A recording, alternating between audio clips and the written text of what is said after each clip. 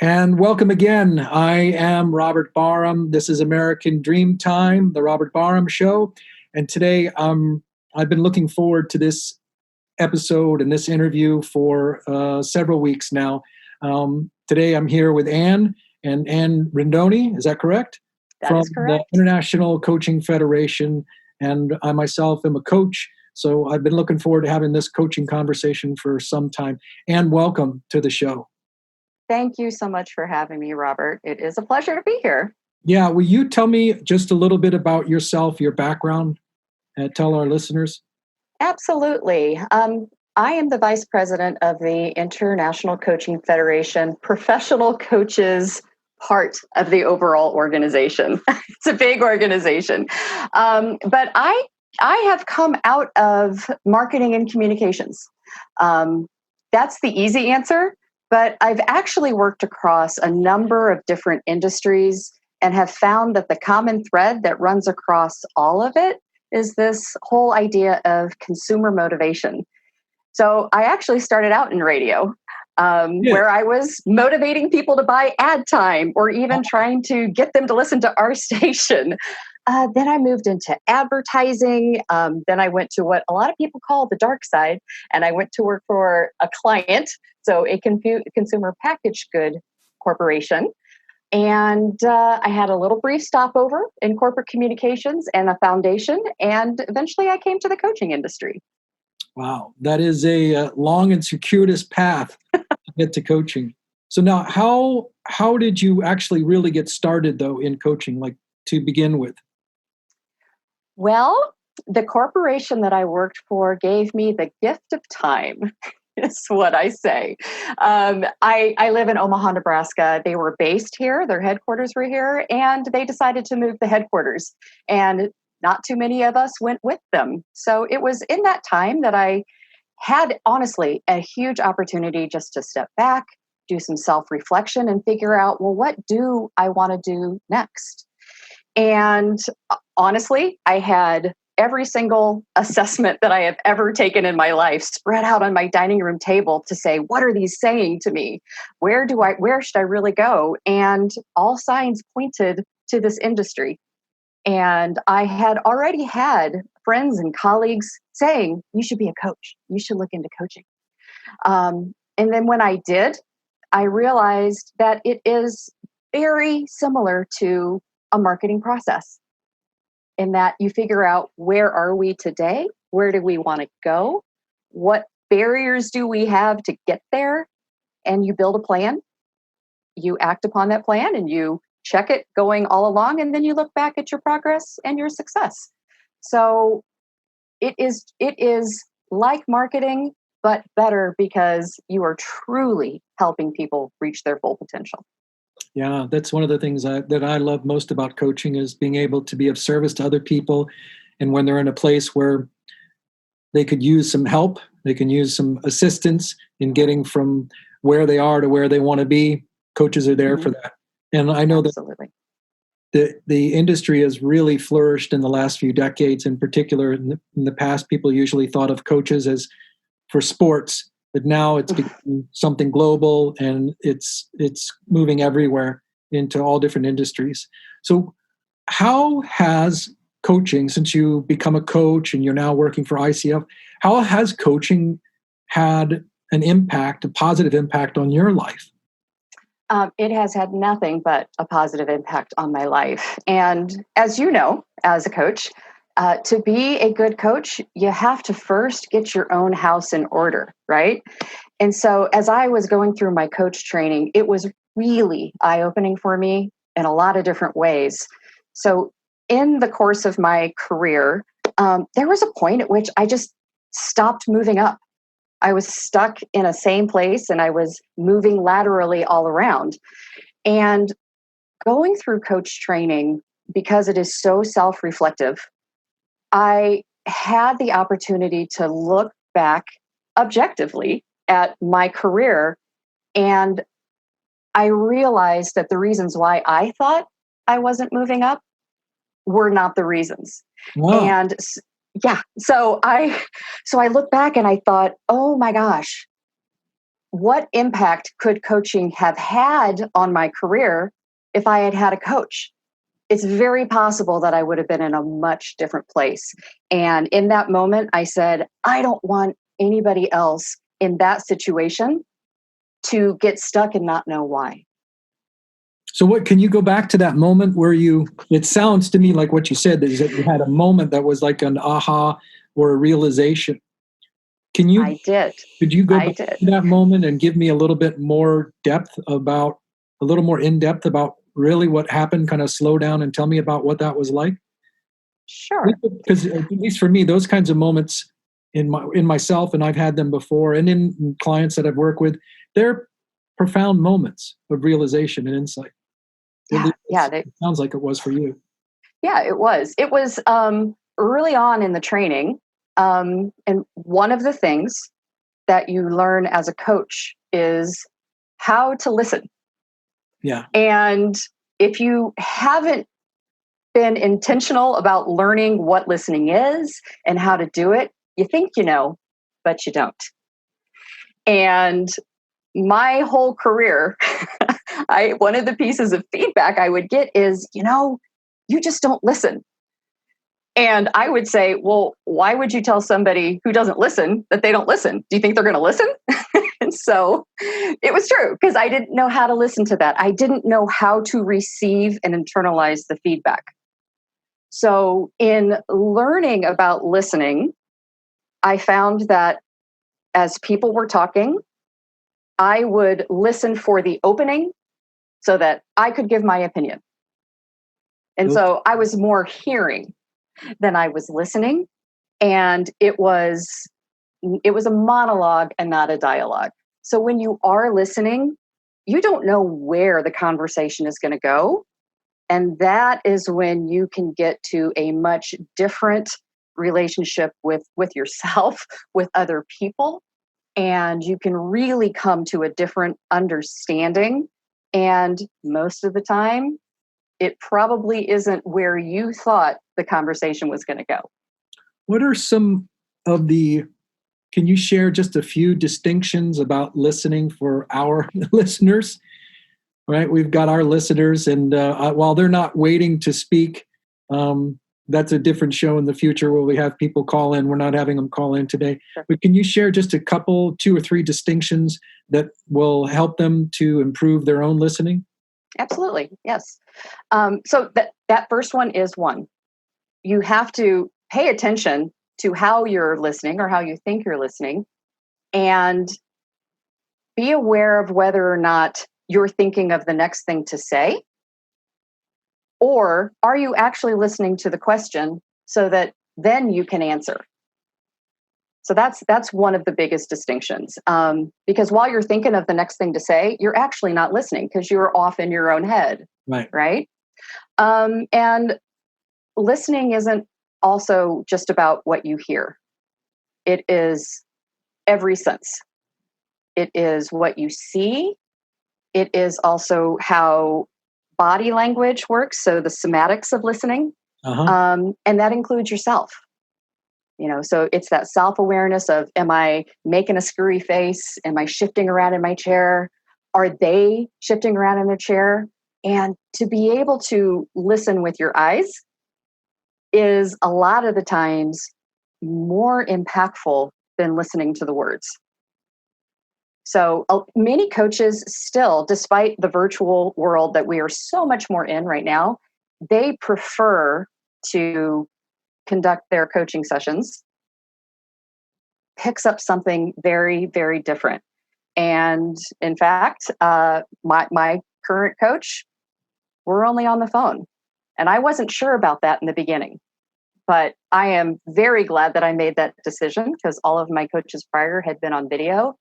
And it is a different experience, and it is a different ability for the person who is being coached to really be more self-reflective if you're just taking part of the environment and dynamic out.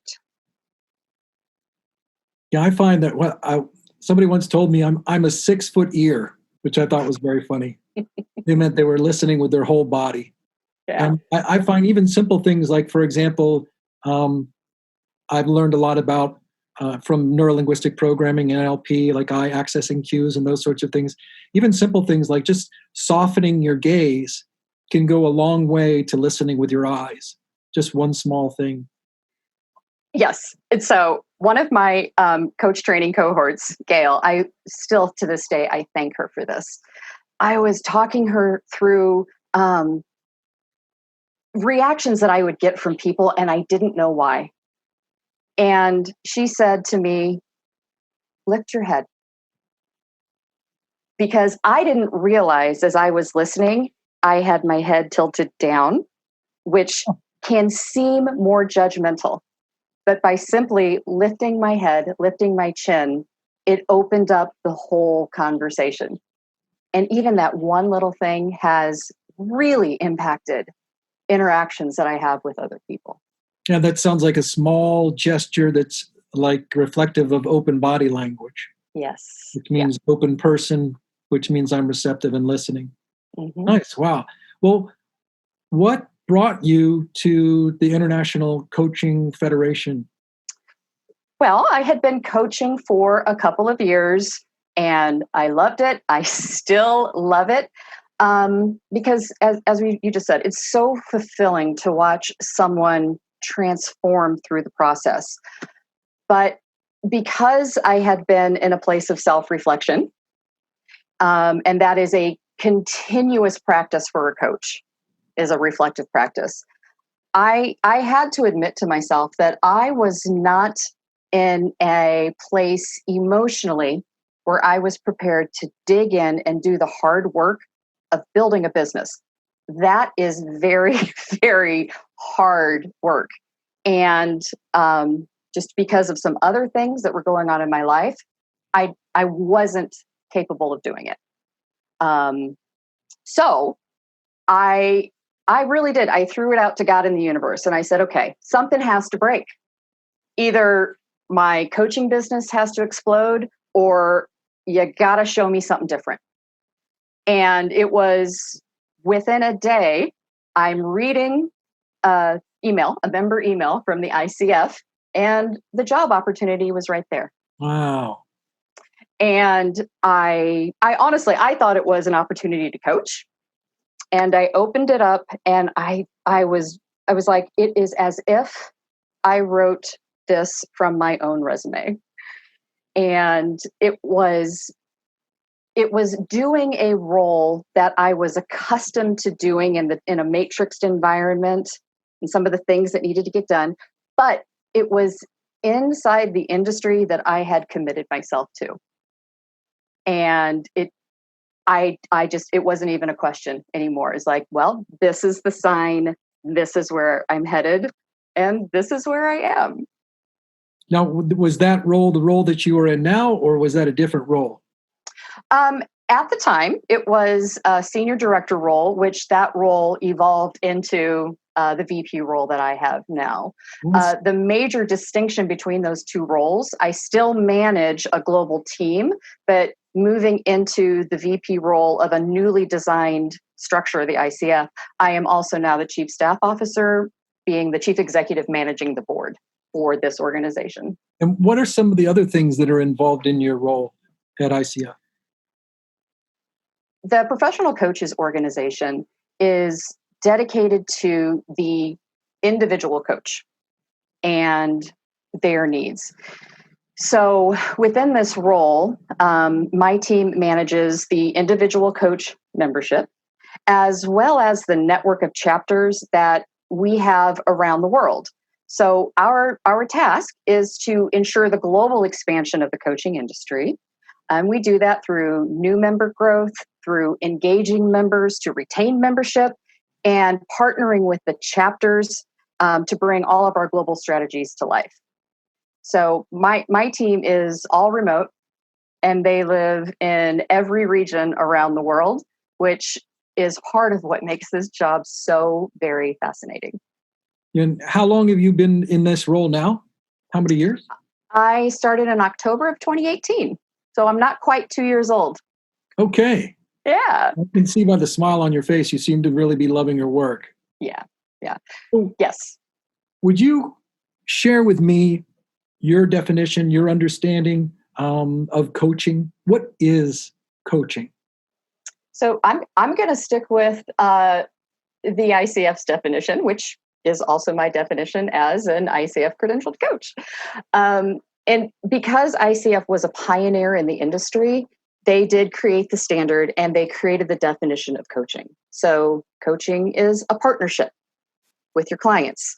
It uses thought-provoking and creative processes that inspire your clients to maximize their personal or professional potential. So what does that really mean? Coaching is a client-driven process, even though it's a partnership. And that distinguishes it from other professions like counseling or mentoring, consulting, or training. It is something different because coaches do not dispense advice, nor do they draw upon their own personal experience to provide examples or context. So the importance of having a trained coach is really rooted in a foundation of the ICF core competencies and abiding by our code of ethics, which ensures trust and confidentiality. That is of utmost importance. Nice. Well, now, so we have an understanding of what coaching is, at least an operating definition of coaching by ICF. And how did this profession get started? How did coaching really get started? Did it evolve out of sports, or did it come from somewhere else? This is our 25th anniversary year, and in 1995, there was a group of coaches in North America who had started to find each other, and it was founded to help provide some credibility and probably some market differentiation around the coaching piece. Do you wear a whistle or is it something else? But they wanted to bring credibility to a profession that was really just still emerging 25 years ago and provide a platform for coaches to really support and learn from each other. So they were passionate and committed coaches. Many of them are still coaches inside of our membership. And the thing that was really amazing about their visionary work was that even though they were just in North America, they had the wherewithal to say, this is international. It needs to be international because the work is so important. So there are how many members like that are there who have been there from the beginning? Do you know? Oh, that I wish I could answer that question. We're actually working on how many members do we have as 25-year members. We actually have one of our other VPs who joined us just a few weeks ago. She is one of the 25-year members, and it's fascinating to tap into her and see what her experience has been over the years. There are so many coaches. How many members are there of ICF? So we are in our renewal campaign right now, but we are renewing 40,000 members. And typically every year between new members coming in and renewals, we grow year on year. Wow, 40,000 coaches. And these coaches are from, they're not all from just the United States. Like you said, they're international. How many different countries are represented by these 40,000 coaches? There are 141 countries represented by coaches. And there are a few members who are this one coach in one country or territory. But we just signed last week our newest ICF chapter. So we just welcomed ICF Kazakhstan. Really? And yeah, absolutely. And so that brings us to 143 chapters in, I think it's 80 countries now that we have chapters and chapter communities for ICF. So it is worldwide for sure. Wow, that's really something. Yeah. And what a wonderful thing. Now, with that many coaches, 40,000 coaches, that many nations and nationalities represented, there is not a monolithic one single style of coaching. Can you talk to me about how many different kinds of coaching is there or are there? Did you know? Yeah, great question. So we identify different coaching specialties, which narrows it down to just a few specialties. And then when you get into niche, that's when it really starts to explode. And there probably isn't a number. But a majority of coaching occurs today in the business environment. So those business related specialties include executive coaching, leadership coaching, business, organizational coaching, as well as small business coaching. That's well over 60% of the coaching industry is business related. But then we also have non-business specialties like life and vision coaching. This September, we will get back the results from our survey that we do every 4 years, which is the largest global coaching study that is done to understand how the dynamics of those specialties have shifted. Because that 60-40 split is from 4 years ago. And so we definitely know that we will see a shift in that. So you can focus it basically on those 5. There's probably 3 or 4 others that you could put in there, but those are the ones that are a majority of the coaching market. Now, when you get into that, there are coaching niches. And so when you have a niche to focus on, it really helps you with if it's your own personal business, know where to focus and target, kind of like marketing, right? So for example, if you're an executive coach, that's your coaching specialty, you could have a very specific niche that is women of color who are in their first executive role at a company. And you could break it down even further to say, inside a specific industry or a specific company. So the tighter the niche, really the better your business will be, is typically what happens. And we have branding specialists that moderates and teaches a couple courses inside our business development series. And he tells the story of the bouncy house coach. Bouncy house coach? Yeah. Okay. So, well, I wondered if I actually heard you correctly when you did. You absolutely did. So this is a guy who, I believe he sold bouncy houses at one point, and he decided to become a coach. And then he realized, I'd like to work with small business owners, but I would really like to work with people who try to sell and rent out bouncy houses to help them build their businesses. Well, so he's the bouncy. What is a bouncy house? So, those big inflatable castles or, whatever the enclosure is that you'll see in people's front or backyards that the kids get in and they bounce up and down because of the air. That's a bouncy house. And that kind of thing. Yeah. And he is a coach for that, for people who want to be involved in that sort of business? That is right. Okay. That is a niche for sure. And he is apparently very successful. Nice. Good for him. Yeah. Now, if we could go back for just a few minutes, you mentioned different sorts of coaching in the beginning there with executive coaching, leadership coaching, life coaching, vision coaching. Can you give me just a really brief description of, say, if someone wants to know what executive coaching is? I absolutely can. So executive coaching is typically those people who have the C in front of their name. So the C-suite, the CEO, the CMO, the CFO. That is traditionally what executive coaching has been defined as. Leadership coaching is the most frequently mentioned coaching specialty now, just with the expansion of coaching and the expansion of the access to coaching and how it has become more of an enterprise-wide activity. Leadership coaching is really those working with high potential individuals, really at any career level, because if anybody's worked in a business, you know that leadership can come at any level from anyone. And I was just thinking about that with Peter Drucker when he writes about how we're all leaders, we're all executives in a sense. Absolutely. And then business and organizational coaching helps those who are more business owners and entrepreneurs boost their overall performance of their organization. And then you have, I didn't mention earlier, career coaching. And it's funny because my sister always says, "Oh, she's a career coach." And then at this point, I've just let her continue to say that. But that's not my coaching specialty. But career coaching focuses on a professional development or a very specific career path And it can also be part of a job search or a career transition. So there are many career transition companies out there who employ coaches and consultants to help people who have perhaps gone through a layoff. And then the company who has laid off that person will supply them some career coaching as part of their separation package.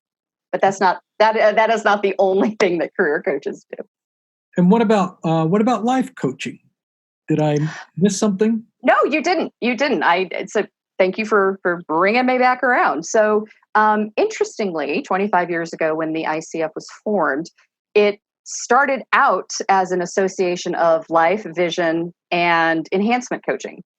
And so today, life and vision coaching is most often found outside of organizations, and it's contracted by individuals really wanting to unlock their inner potential. Now, the thing I find interesting about any type of coaching is that you really have to coach the whole person. So right. Even if you're coaching an executive, they still have a life, right? And their life could be their role as an executive, but many times something that is going on in their life outside of work is the thing that is having an impact in their work as an executive.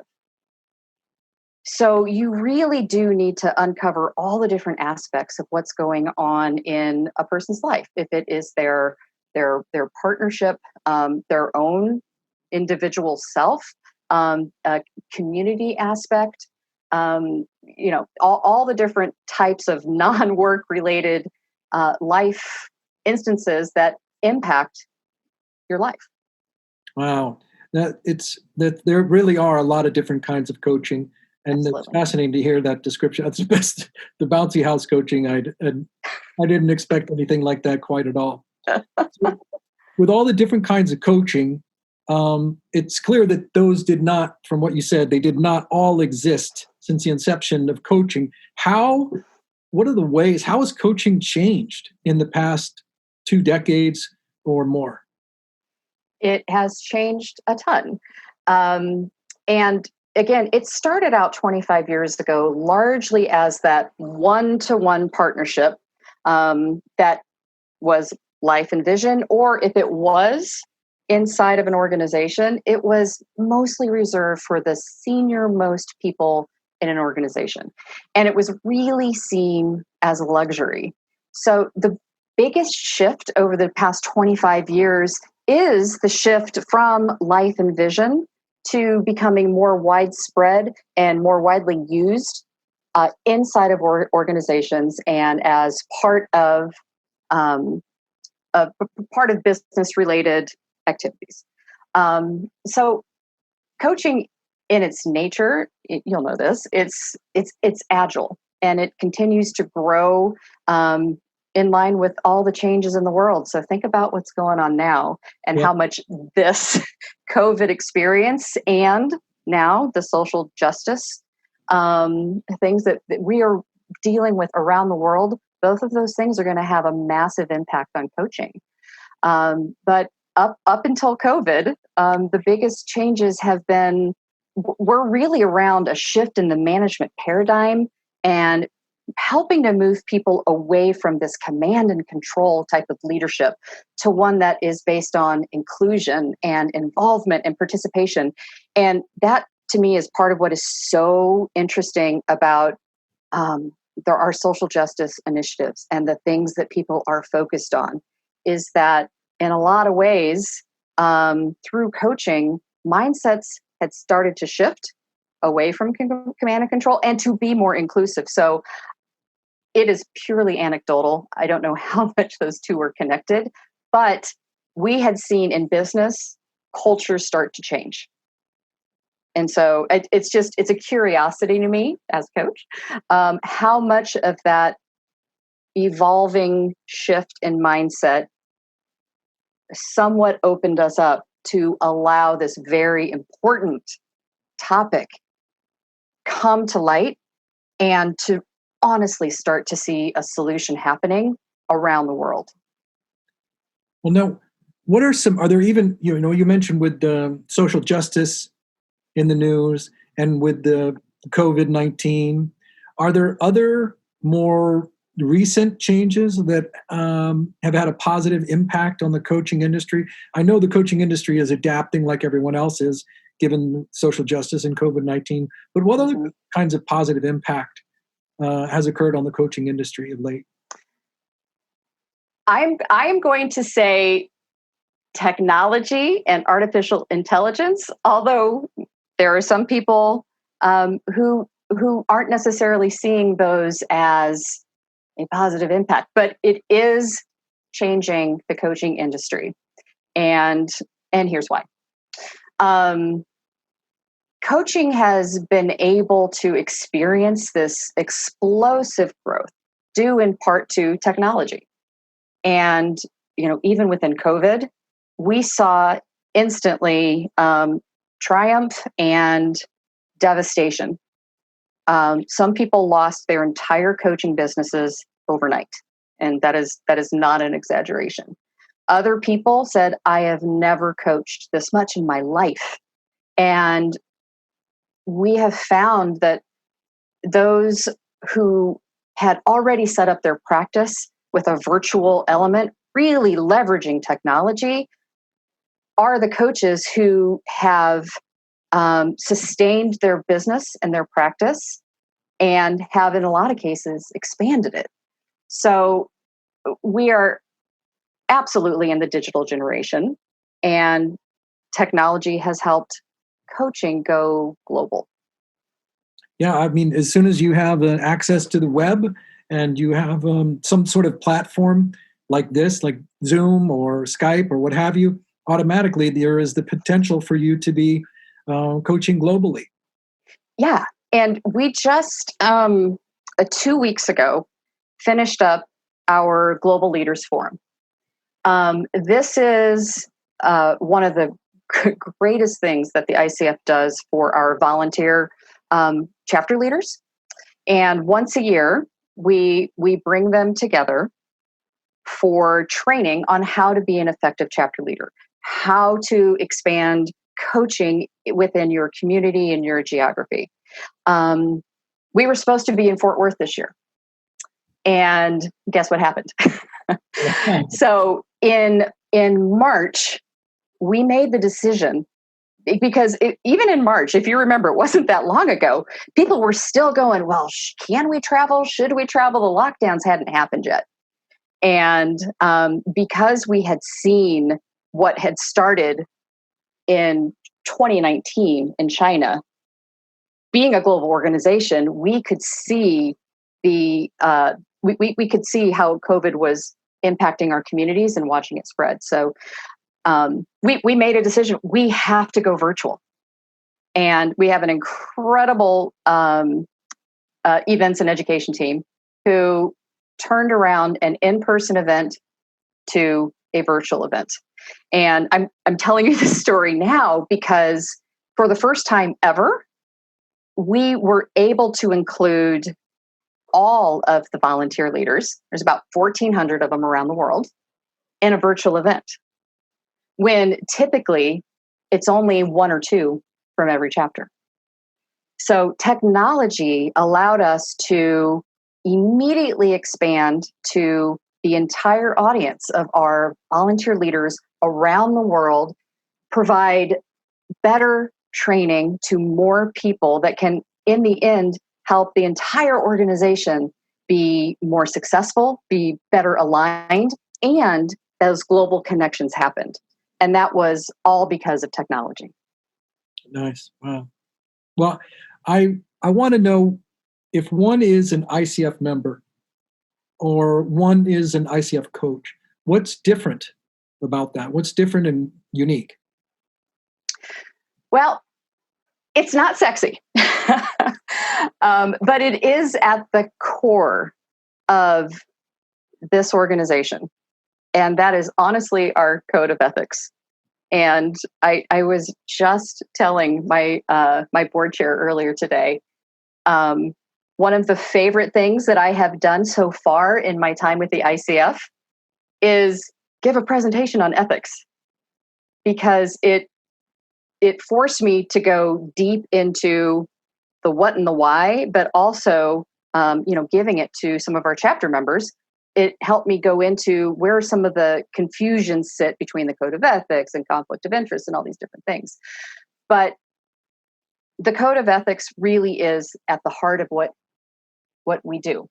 And I compare it to a family, to my family. So, when we're all together, we are a very close family. We get along well. We, of course, have, whatever typical dynamics happen in any family, but we all know how to best represent ourselves. And we all know what to expect and how to behave because we were all brought up on common values. So there are expectations set that you don't even have to think about.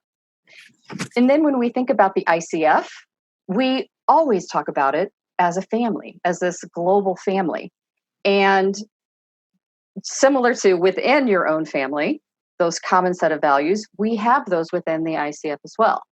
We have our core values, and those in the code of ethics is based on those core values. So when we all come together, there is common ground, there is common understanding, and it is like we are all.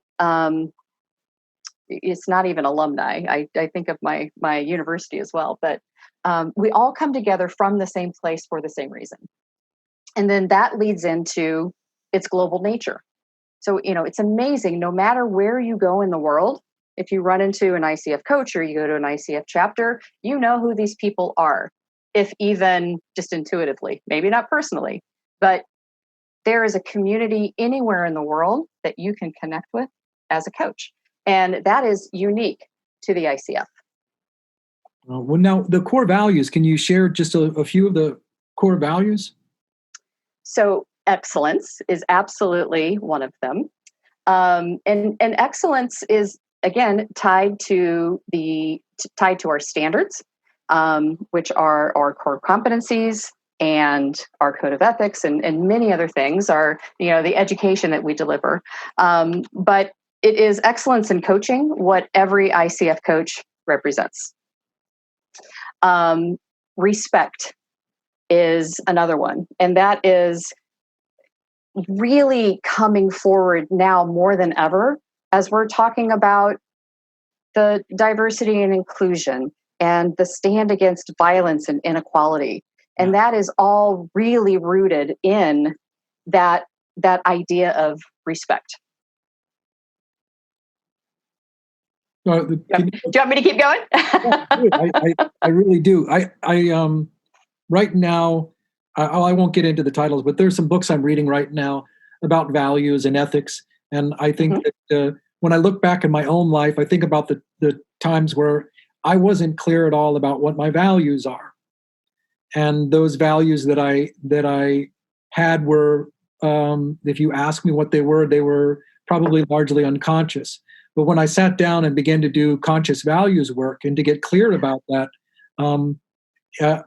it was a reflective process, and it was really helpful, and it also aided me in making decisions in my life because it simplified the process. Is this something that is in support of my core values, or is this something that is not in support of and not in alignment with my core values? And I see my ethical behavior, my ethical code, as sourcing from my core values, if that makes sense. That is exactly how we describe the code of ethics, is that it's based in the ICF values, and the code and its actions behind the code flows from those values. So you said it perfectly. That's exactly the purpose and intent behind the code and behind the values. And they are those guidelines, those guardrails that do help us monitor our own behavior, keep ourselves in check. And also if you do have a reflective practice and you have high self-awareness, if something kicks you wrong in the gut, probably because of something going against your core value, right? Yeah. So respect, excellence, what else? Integrity. Absolutely integrity. And that's what ethics is all about.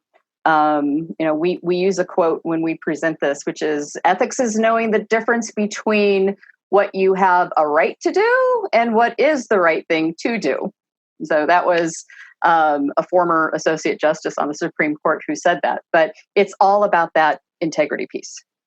And it's the say-do gap. Are you doing what you say you're going to do? Right. And within the code is based on all the responsibilities a coach has to their clients, to the industry, to themselves, and to the world at large. And integrity is absolutely embedded in that. Then we've talked about different kinds of coaching, like you said, from bouncy coaching to executive coaching, right? And everything in between. How does coaching differ around the world globally? So within each geography, we of course see cultural differences. And there are differences in terms of how widespread coaching is. In some places, like in the US, it's a very well-established profession. But even then, not, I would say, here, I think I said at the top that, I live in Nebraska. It is less developed here than it is, say, in New York or DC. And what is common across all the geographies around the world is that there is market dilution as well as market relevance. So when you mentioned, did it come out of sports coaching? You probably get this too. When people ask you, what do you do? And you say, well, I'm a coach. Inevitably, they say, well, what sport? And that is an instant response. Yeah. So here in the US, that is typically the relevance gap that we have. But in places like India, a coach there is often translated as a math tutor. Really? So there is a big cultural difference there. Yes, there's a big cultural difference. In our Middle East, you could take a coach and they go, tell me about polynomials. Yeah. And in our Middle East communities, there actually is not a word to translate coach. So this is part of the work that one of the members of my team did. They created an entire lexicon for coaching in the Middle East. And so they created the term that described the activity. And it's actually coaching. They just use the word coaching, but not only did they introduce that into the language and the lexicon, they very closely defined it by ICF standards.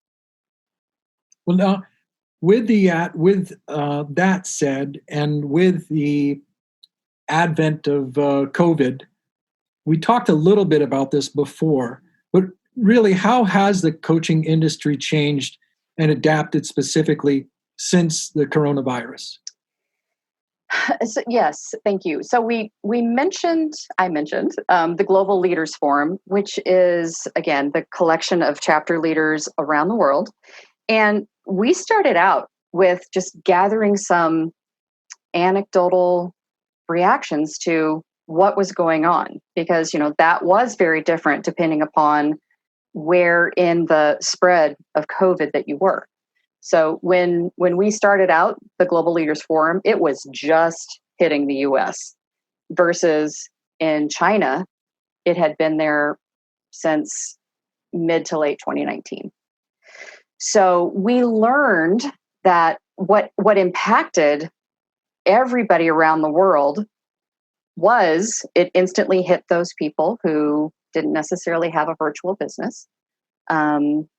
If you had all of your business with one or two companies and those companies shut down, there wasn't necessarily a way that was agreed upon to continue that coaching, or coaching as a line item may have been cut, as a lot of things, a lot of budgets were cut around the world because of this. And so that's the negative side of it. The positive side of it is that now more than ever, it's clear that the world needs coaching. Yeah. And in this time and in these ever shifting, everyday changes to our life, coaching is a critical tool to help individuals and companies and teams and groups really know how to manage through the crisis. And so it's an outlet.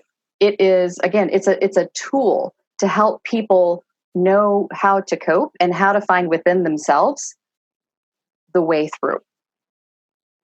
So we did launch just last week. I mentioned the global coaching study, which we're collating all the responses. It'll come out in the fall. But we launched a follow-up to that survey all around COVID-19 in the coaching industry. And our partner is PricewaterhouseCoopers, and within 10 days, we received at least 3,500 responses from 100 countries around the world.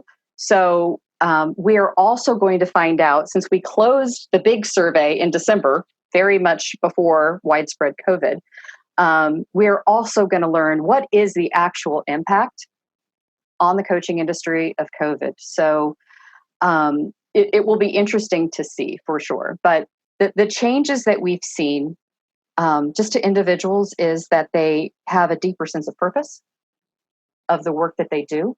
There's been a lot of pro bono coaching to help people in healthcare industry. Because I did want to ask you about the pro bono coaching, because with the rise in unemployment and the challenges with so many businesses around the world, some people are really in a very, very difficult place. So I wanted to know what the response of ICF was in regards to pro bono coaching and providing those services. We have we already had a pro bono coaching initiative within the ICF Foundation. You did, and those are so that's the ICF Ignite projects that we partner with chapters around the world to bring pro bono coaching to communities, largely in the education space, aligned with the UN Sustainable Goals and their education-specific goal. So we already had that. And then we built on that to coordinate a pro bono coaching effort in which it would benefit people in those industries hardest hit by COVID. And that could be either, again, the healthcare industry, all the way to the travel industry that as much as shut down. Every single one, many and most of our chapters also are doing their own pro bono initiatives as well. In the middle of this all, in May, we had our annual International Coaching Week, which is a celebration of coaching, but it's also a way to expand awareness of what coaching is. And there's always a lot of pro bono coaching around it. That exploded this year worldwide because of the demand for pro bono, and also for an individual coach's need to just give back and help. Well, now I'm so happy to hear that the coaching has become more accessible during this time to people who have a need for it. With all that we've talked about today, I'm curious about what you see as the future of the coaching industry. And I hope we can go into that for a bit. Absolutely. And it might be trite to say, but I absolutely believe it, that the future is happening now. And, and the future started to shift because of COVID. And coaching, like so many other things, because of the pandemic, had to adjust, change, and adapt. So we're in the middle of learning the impact of this, and how do we have to adjust, change, and adapt. And which is interesting, because that's what coaching is really all about, right? Where do I want to go, and how are we going to adjust to get there? But beyond that, and before COVID, we had already said that the future of coaching really lived in this social progress space. And it was, we were already prepared because our chapters around the world were already in the social progress space. So when the social justice initiatives start, it really accelerated the future of coaching, thank God. And that is where we believe that it is. So I mentioned before that the world needs coaching now more than ever. And now, especially, is the time for coaches to be utilized, seen, and heard. So we had already been asking the question, how far can we widen social progress? And the world kind of handed it to us. And now we are responding as an organization, as individual chapters. And I think that is the good news for the world. Do you see, for example, artificial intelligence being something that becomes a challenge to the coaching industry? Like yes. the tales you hear that everyone's going to lose their job to artificial intelligence? Or do you see AI as something that's going to integrate? So that, go ahead, sorry. I just said, do you see it as something that might possibly enhance and integrate coaching? So that was the second half of the question. What recent changes have had an impact? And it really is artificial intelligence where people are split, right? But the big thing to remember is what coaching enables and delivers is an empathetic response. Without that, coaching would not be what coaching is. AI cannot mimic an empathetic response. So it's here. It's here. And just like, if you look at the Industrial Revolution or the digital revolution, we have to look at this and say, okay, how do we adapt to this? And how do we make sure that we're leveraging AI for the good of the industry? And so the vision of ICF is to see coaching become an integral part of a thriving society. What AI does within that vision is it does expand the accessibility of coaching to more people. And if it is really going to be an integral part, AI is a piece of that. And so AI has fed into our vision, and our vision can come true because of artificial intelligence. So it should not be something to be fearful of. It should be something that we learn about, understand, and how do we ensure the quality of and integrity of coaching can be maintained in a world of artificial intelligence. Wow. Is there anything that before I've noticed that our time is beginning to get close to the end? Is there anything else that you as a coach and as you with your role at ICF what you want to share that we haven't really covered yet? We've just got a couple of few minutes. Yeah, we cover a lot of really great stuff, so I appreciate the interview. I hope it delivered on what you've been so excited about. But it's really a lot of fun. It's I have loved coaching since I had started coaching many years ago, and I've been involved in different kinds of coaching with HeartMath as a HeartMath coach and mentor, and coaching with neurolinguistic programming, and also coaching through. I went to school to get certified as a hypnotist and hypnotherapist, and to be able to do what I consider to be a kind of hypno coaching in that fashion.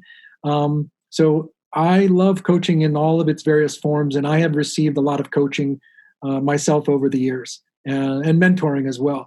I wanted to see, though, if there was something that you could share or would like to share before we take off, because we definitely do want to know also how our listeners can find out more about ICF and learn about you, too, if they want to contact you. Absolutely. I think at the end of the day, with all of the major changes and disruptors in the world, and even before all of this, inside and outside the industry, it's really important for coaches to stay on the cutting edge of trends, to be tech savvy, to be purpose driven, and ultimately resilient, especially now more than ever. And at the ICF, we do find that is possible through this shared sense of purpose. And part of what we bring forward to our members through our foundation, but it's true of the entire organization, is that enabling this rise of human consciousness now more than ever, and people's potential through coaching could be one of the deepest roots of the solutions that we're working through now. So if you want to know more about the International Coaching Federation, you can find us at coachfederation.org. Excellent. And thank you very much for being here today. And I hope that we will continue the conversation together again in the future. And so please come back again, will you? I absolutely will, Robert. Thank you so much for having me. This was great today. Yeah, it was a pleasure. My name is Robert Barham. This is Robert Barham Show. You're listening to American Dreamtime. And today we've been talking about coaching. Tune in again next episode. We'll see you until then.